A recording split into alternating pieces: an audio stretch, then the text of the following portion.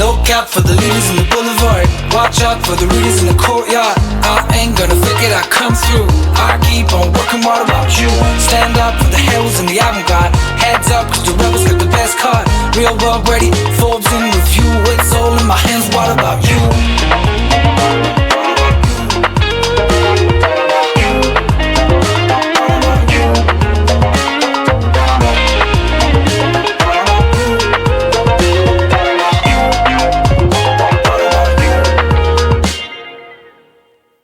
Welcome, everybody. This is Expert Talks. Today's topic, the essential skills for success in today's market. My name is Franco Torres. I'm a hult alumni from the graduating class of 2021. And today I'm here with Professor Joel Litman. Hello, Professor. Hi, Franco. I'm glad we're doing this.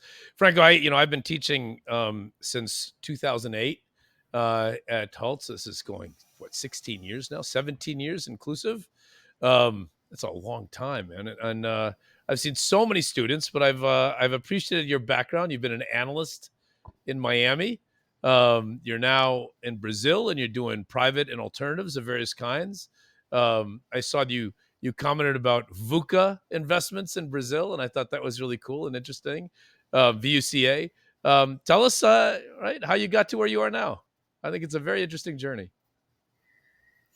That's a great question, Professor. And really, it's not a straight path at all. You know, the analogy I like to think is that movie where Indiana Jones, that's the name I was trying to remember, where he needs to take a leap of faith, where there's a glass floor, let's say, and he steps on it and he thinks he's gonna fall, and then he finds out he can go one step at a time.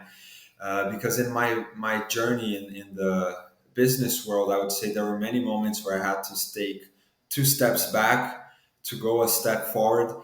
Now I finally find myself applying my ikigai, those questions. What are you good at? What are you passionate about? How can you make money? What does the world need? You need to find yourself in the middle of all of those. For a moment in my career, I was making money, but I wasn't happy. And I wasn't building things that I felt contributed to the world. There was another moment where I was, but I wasn't making money. So it's about filling in all of those together. And now I'm working a multifamily office with illiquid investments, alternative investments, which are more of my passion compared to traditional fixed income assets. So it really isn't a straight path at all. It's about knowing who you are and not being so strict on yourself if you are not where you want to be, but as well not ignoring that voice inside of you saying, it's not necessarily I can do better, I can be better, but maybe I should be somewhere else. Don't ignore that, but at the same time, don't listen to it and quit your current job out of the blue. It's a mix of both, I would say. Great advice. I think that's great advice, Franco. Yeah, and explains why you're where you are now. That's great. And Professor, I have a question for you. With all of your experience guiding major investment managers and your years teaching here at Holt, what do you think that students today should focus on most to stay competitive in this financial industry? It's an easy one, but it's easy to say, but it's complex. I think the use of AI in every level of finance, and right now that's AI assistance, but I think people often don't understand the difference between an AI assistant and AI agent. I think we really have to move to using AI agents where you're managing a team of agents, almost like you're managing a team of people, and each one is specific for a purpose. I think our, when in the classes I'm teaching, there isn't a project we do that doesn't involve some AI tool in some way, shape, or form, or at the very least, some really heavy data analytics. And that's both for the strategy class that I teach for business leaders and also for the valuation class that I teach, that if you're thinking about it either from the standpoint of how do I create the most value of the company that I'm at, or how do I evaluate a company that will create value, you've got to be using AI assistance, AI tools in almost every task you would do. And if you're not, you're going to be severely disadvantaged against the people who are. There was something that someone said, Franco, I thought was funny. It said, um, "Am I going to lose my job to AI?" And this was a discussion we had in class, and my response was, probably not, but you will lose your job to someone who's using AI better than you are.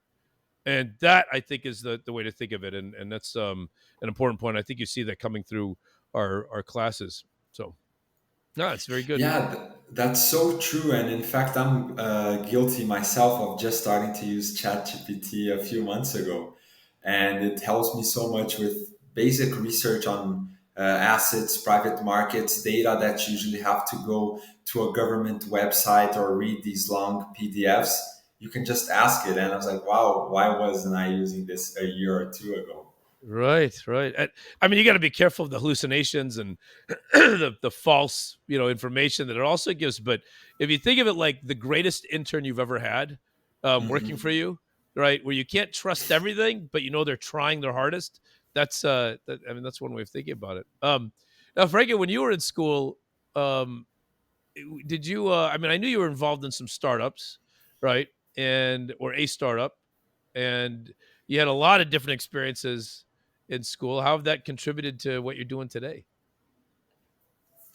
Yeah, that's a great question, Professor. I would say it taught me a bias towards action.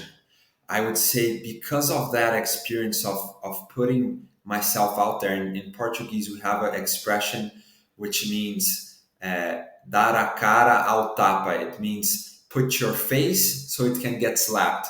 Put yourself out there. Don't be afraid. And that teaches you this bias towards action where most people are on the ideation phase and thinking, what if this? What if that? What Yeah. if X? What if Y? The entrepreneur does it and he finds out X doesn't work. Now let's go for Y. But that's hard because of the human ego and you need to put yourself out there. This entrepreneurial experience taught me this agility and as well how not to be ego driven and not afraid of making mistakes, right? There's an analogy I like that says two L's make a W. So two losses, now you have a W. Another analogy is I've read this somewhere. People say a loss is only a loss if you don't extract a lesson.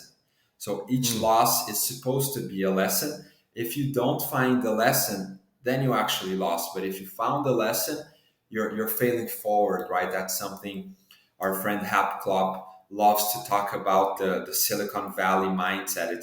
It's about failing forward. It's not about not making mistakes. It's not about not burning capital, but as long as you're getting lessons and validating things, you are moving the business forward.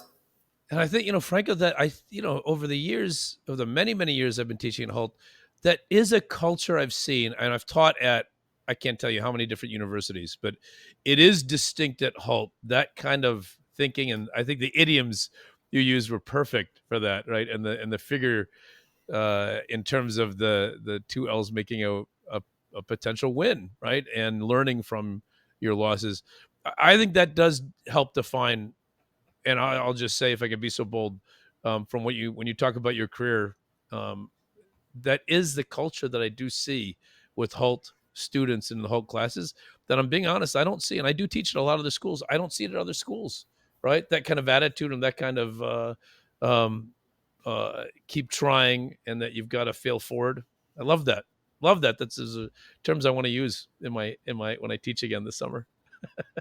That's what I love about Hold. It's the practicality and the real world applications because I was always never fully bought the Henry Ford education model until I met Hood and said, what I'm learning for these 4 years, they are going to be useful. It's not I'm just memorizing these theories, Right. and when you get to the workforce, oh, how do I do this? No, I actually learned these skills, which is was Yeah. very practical. If the Henry Ford model were about emulating Henry Ford, that might be interesting. But if the Henry Yeah. Ford model is about working in a factory in an assembly line, right, with that level of specialization, I would agree that is not a great way to teach. And speaking about change, Professor, you've witnessed many changes in the finance world over these years, both in academia and in business practice. What specific changes have you noticed since you started teaching at Holt, especially with the role of data analytics in the investment decisions process? And is there any changes you anticipate in the future of work in finance and these artificial intelligence applications? The yeah, so I mentioned the importance of AI, but I think what AI and AI mobile, meaning the amount of work that you can actually do on your phone or outside the office. And there is still a place for being in an office, but the big difference from, my goodness, 15 years ago, or even let's say 5 years ago to today, is the focus on being able to do whatever you need to do from anywhere, right? So whether you choose to be digital nomad or whether your company says we're only in the office 1 day a week or 2 days a week, or whether you're a consultant and you're traveling still. A lot of consultants I know, despite the whole work from home, concept, are still at clients, at dinners, at conferences, in person, face to face regularly. And I think that is something that we're embracing. I think I've seen that something that students at Hult have embraced, because students at Hult are definitely much more global, right? I mean, there's no classes that I teach anywhere in the world where I have such a incredibly diverse background of students who bring ideas from different parts of the world and from different societies and from different economic backgrounds and whatever, to understand, when we hit our discussions about just how global the world is. And that it wasn't that way 10 years ago, 15 years ago. Honestly, the pandemic really supercharged that, and people trying to find a way around the pandemic and the lockdowns and everything was, no, let's and it's not work from home, it's work not at the office, right? Because it's work anywhere. And sometimes it is in the office, sometimes not, and having the skills for all of that, I think, are very important. AI is necessary for being great at being a digital nomad. But I think AI is necessary for all that. So, but that, I think, it's a global nature. There's this term I think that Hult uses. I've heard, which is the Hult students are definitely born global, right? This born Yeah, hyphen global kind of thing. Um, and I think you fit that, right? Whether you're talking about, where you had your classes, which were, first off, what campuses were you at? Which because you weren't just at one campus, right? When you went to Holt. And that's yeah. true.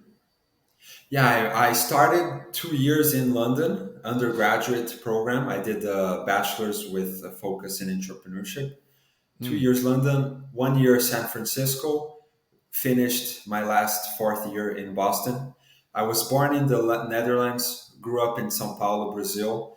mm. After Holt, I lived in Miami for a year as well, working with venture capital. Came back to London, and then I came back to Brazil. Now it's been 2 years that I'm working back here, and hopefully That sooner rather than later, I'll move back to Boston or San Francisco again. I mean, that's born global. That's then living global. Then you're working global, right? I think that is very unique. That's something that is unique to Halt in particular, right? And what a great someone.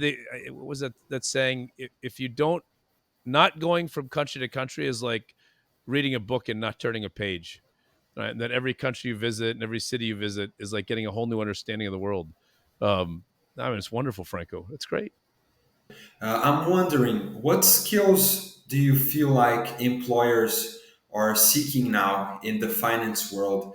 And how does the Holt MBA or Masters in Finance degree help with these changing needs in the workforce? Well, the some things we've talked about. are too specific. So, I mean, do they need AI skills? Yeah, but in which AI? Meaning, the AI tools that I was using just a year ago are very different from the AI tools I started using 6 months ago. And frankly, even the AI tools you said, I mean, used to be it was all about ChatGPT. Now I've found that specific things are right. It's better to use Grok 2 for certain general questions. It's better to use Perplexity for other kinds of questions. And there's some things that ChatGPT is still very, very good at, right? But then when you get into finance, there are very finance specific AI tools out there that are necessary. But I don't want to leave it to AI. I want to say that there's a more general statement that applies no matter what your career is, and I think that Halt does very well at it. Certainly, I hear it with students in my classes, and I certainly embrace it myself. It's that idea of fulfilling otherwise unmet client needs, right? Any business succeeds. It's not just because they fulfill unmet needs. I mean, grocery stores, they fulfill a need. Everybody's got to eat, but it's not otherwise unmet. If one grocery store went bankrupt, it's not like people would starve because there's two, three, four, five other grocery stores that are there or pop up. Maybe you have to walk a little longer to get there, or you got to drive further, but it's not about fulfilling needs. It's fulfilling otherwise unmet needs. And because that works for companies, we think that should work for people's careers also, right? And I see that with Holt students that they're saying, all right, what are the countries that we see people moving to? What are the up and coming industries, right? And in finance, what are the areas of finance? I mean, it used to be you didn't need to know anything about crypto. Now, I'd say I don't know that you have to focus on crypto, but you have to have a good understanding of blockchain and which crypto is applicable in which places and why, right? And you still have to have a good understanding of what sometimes they call tradfi. I don't love the term, but I often hear it. Traditional finance, and you want to learn those things too. So I think I don't know. McKinsey used this T, which was sort of like you want your skills to have a good general broad range. You want to know a lot, right, of things a little bit, and then you want to know something very, very deep that you're the expert in. So the idea is you want to be a jack of all trades and a master of one, right? And thinking through that. So what you get at Holt is you get to learn a lot of different things, but then over your time, and it's just as you did, you start to focus more and more and more in a particular area. And you start to focus and say, all right, I need to be an expert in this, which means I need to fulfill the unmet need that clients, meaning who is your client? I mean, your client is your employer, Franco, right? Your client is Yeah. who you service and they pay you for that service. So if you think about employers as clients, as opposed to, oh, I'm just an employee there, right? Which means taking that very entrepreneurial or entrepreneurial spirit that I think you get at Holt, but applying it into non-traditional entrepreneurial jobs, meaning into your regular job, but approaching it like it's your business, not just your person. You're not just an employee. You're a business of one with a client that is your employer. Thinking that way every day will change how you act, change how you behave, and ultimately makes you more valuable to the employer, but it also makes you incredibly valuable when it comes time for raises or promotions or whatever else, because you are doing something that a lot of people don't do because they don't think that way. A lot of people think, let me get a job and then what is the company going to do for me? Versus, no, my job is where I'm a business of one. Franco, you're a business of one, and you're servicing your employer who really is your client. And thinking about that every day as your client, as opposed to just I have a job, I think is a mindset that we teach in the Halt programs, whether it's the MBA program or the MFin program. And certainly I see students come through my classes thinking that way. Again, in a way, I've taught a lot of schools in the last 27, 28 years I've been teaching. And I see it. One of the reasons I love teaching at Halt is because how much I see that spirit, right? And that spirit enacted.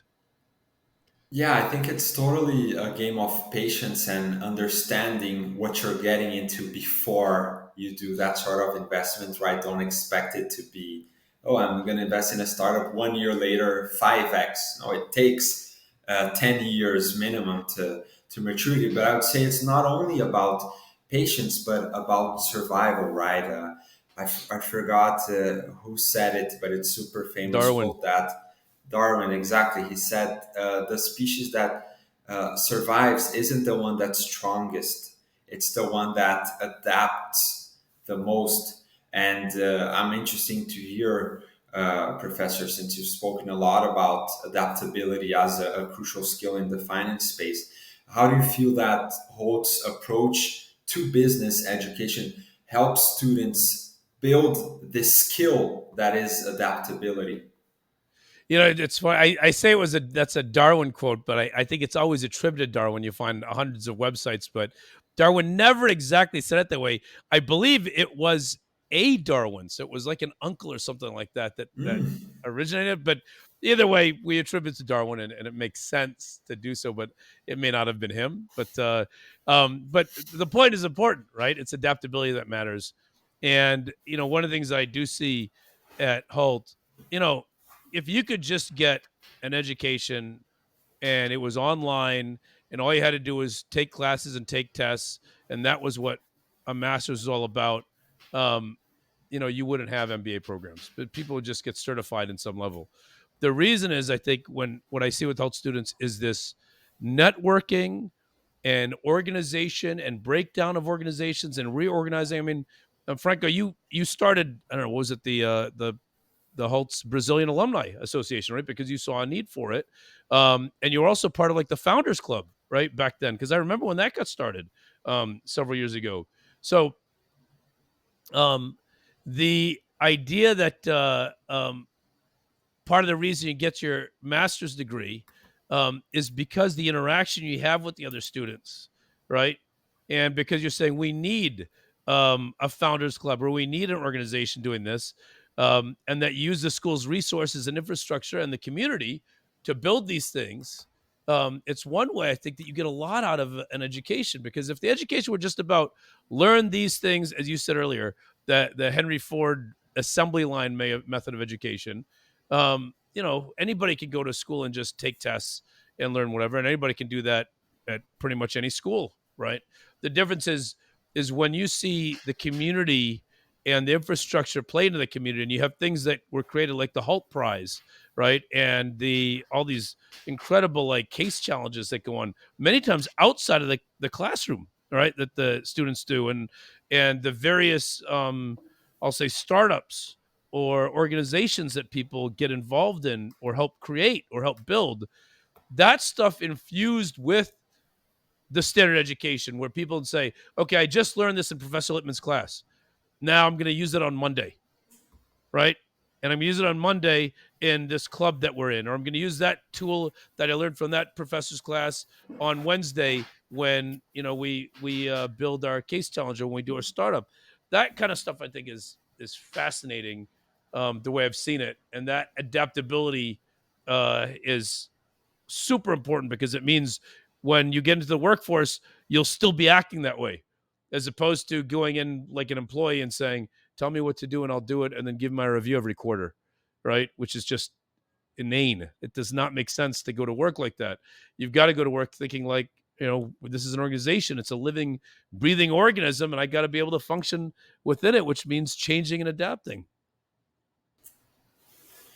That's a super valid reflection, Professor. It reminds me of Lao Tzu. I'm going to butcher the quote, but he says something along the lines of that which is soft and yielding will survive, that which is stiff as a rock will not, right? And as you know, he's not talking about physical things. He's talking about our mind, about the human spirit. So I think Mm. there's many layers to this adaptability. I'm wondering, Professor, what do you feel like is a key lesson that you think Holt students should take with them as they start their own journey in the finance world? Um, at the end of the day, when you start working, you're out there to fulfill the need of the of the client, the employer that you end up servicing. So I think you want to make sure you're very choosy about picking the right employer, all right? Not just taking the first one comes along, or not just taking the one that, you know, frankly, you talked about this earlier, not just taking the one that pays the most necessarily, but it might be the one that pays the second most, but offers you so many other things, or more importantly, where you can offer more things, right? And that means not just your ability to crunch numbers, but your ability to see the big picture, the ability to use the latest AI tools and to be constantly thinking whatever AI tool I'm using today in 6 months probably will not be the right tool for whatever I'm doing, right? And within 6 months, that kind of speed of change. So if you constantly keep the client need, the employer need as the North Star, and then choosing that employer properly, right? I think that's something that you hear Holt students have, which goes beyond the normal. Okay, it's time for recruiting, and it's October, and I'm recruiting in October of my second year, so I can go get a job right lined up and whatever. And it's this very standard kind of thing, versus saying, no, of all the potential employers out there needs, what can I do for them, because ultimately that will be more valuable to me in my career, not just who's going to give me the biggest signing bonus. Not that the money's not important, of course it is, right? But that's it's you want to think about the money as part and parcel of everything else, and that's something you brought up at the beginning, Franco, that I appreciated. And I think that's one of the most important things that I think you get out of Hult, that you get out of the Hult community, and you ought to be thinking about in your career right now, and in the future. So, lastly, Franco, what do you attribute most to your success in the business world, given your path that you've taken so far? And let me even say, what do you think will be what helps you to become more successful in the future? If I can make it a little bit more future tense than just current tense. That's a great question with two layers. So let me start with the first one. I would, in terms of skills and character traits, of course, I can only speak for myself, but I've noticed that a mix of attitude with intellectual humility. So what I'm trying to say is you need to be confident. If not, people won't take you seriously. It's the first thing when you open your mouth, someone is gonna understand, regardless of the topic you're talking about, is do you believe what you're telling them? Doesn't matter if you're right or wrong. Spoiler alert, they most likely will never know. But if you convey yourself with a confidence and attitude, your message will get across. And that's something that I've seen a lot of people growing up with in my age range struggle with. And it's really just about a mental reframing of how you communicate yourself to the world. The second part about intellectual curiosity and humility is being able to change quickly and not getting attached to what you believe. And I'd say the entrepreneurial path taught me a lot about that, because in the end of the day, when you're building a business, it's not about what you want, it's about what the client, the customer wants. And you're going to have a hard time if you have this idea of what it's supposed to be in your mind. And Holt really taught me how to reframe that. It's okay to have the initial idea, but how do I apply scientific processes to then extract what the market wants and double down and keep focusing on that till I get to the results, till I, whatever variable I'm testing, whatever metric I'm trying to move, understanding how to create this scientific process of moving that forward. Your second part of the question, what do I see as the future skill? I wouldn't exactly say it's what I'm lacking right now, but I think it's what will be most helpful from this moment forward in my career. If I had to choose one word, it would be focus. Because as I said, in the multifamily, we are looking at venture capital, private credit, real estate. What do I want to focus in? What do I want to be known for delivering value? If I try to do the three, spoiler alert, I'm probably not going to do any of them well. But if I leverage and go laser focus on private credit, start originating good deals, originating limited partners for that strategy, or the opposite, focus on venture capital, originating good startups and originating more investors for that vehicle. So finding this focus is what I think will be my next level, would be something that can make or break this moment that I am now. So I gotta focus, gotta understand how to. A lot of opportunities come our way that they sound enticing, but having the maturity to understand and say no thanks. I'm not saying no, I'm just saying no right now to this opportunity, because once you start getting these sort of exposures, it's really easy to get lost in these other opportunities that are coming your way, and forgetting like the real job to be done, and doing the things that feel like work, but they won't actually get you to where you need to go. Very good. Stated very well, Franco. Thank you so much. And thanks to everyone that tuned in for this. I hope you enjoyed it. I hope you got a lot out of it. Stay tuned, because we do have a masterclass coming up. I'll be doing another one. So if you like the content that you've heard from me, and you want to hear more of me with yet another student, another alumni like Franco, I'll be doing that later this week. I think it's Thursday, but double check. Go to hult.edu/discovery, hult.edu/discovery, and you'll get more. Franco, thank you so much for your time. It was It great. was It's a great having pleasure, this call. Professor. Hope to see you down here sometime soon. I would love that. And I would love all that. our alumni, feel free to reach out when adventuring in Sao Paulo. That's great. That's great. Thank you, everyone. Thanks, Franco.